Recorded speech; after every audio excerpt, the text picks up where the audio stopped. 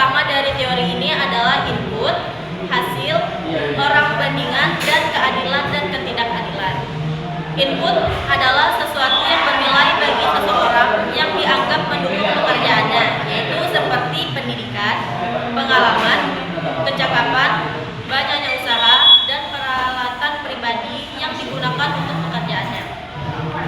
Hasil adalah sesuatu yang dianggap bernilai bagi seseorang yang diperoleh dari pekerjaannya, misalnya yaitu upah atau gaji, keuntungan sampingan untuk berhasil atau ekspresi diri.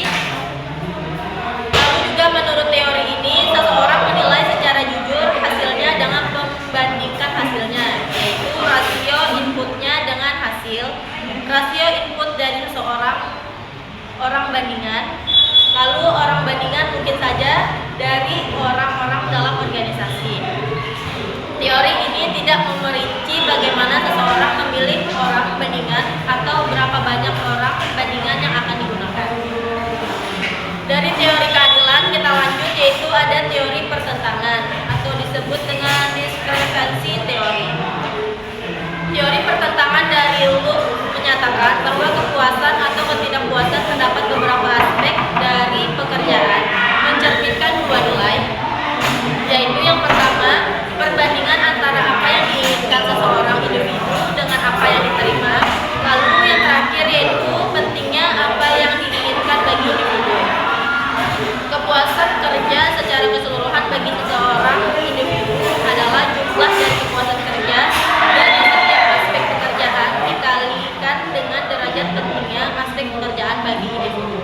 Menurut Luke, seseorang individu akan merasa puas atau tidak merupakan suatu yang pribadi, tergantung bagaimana ia mempersiapkan adanya kesesuaian atau pertentangan antara keinginan-keinginannya dan hasil keluarannya.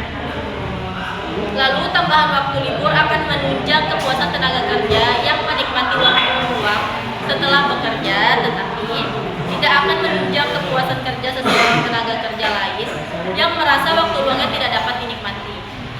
Lalu kepuasan atau ketidakpuasan dengan sejumlah aspek pekerjaan tergantung pada selisih antara apa yang telah dianggap telah didapatkan dengan apa yang diinginkan.